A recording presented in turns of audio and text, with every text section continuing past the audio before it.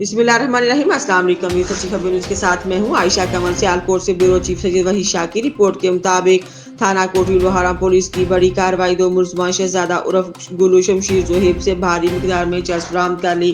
तफसीलात के मुताबिक डीपीओ सियालकोट मोहम्मद हसन इकबाल की हिदायत पर थाना कोटली लोहारा पुलिस ने मौत के सुदागिर मनशियात फरोशों के खिलाफ बड़े पैमाने पर कार्रवाइयों का सिलसिला जारी कर रखा है।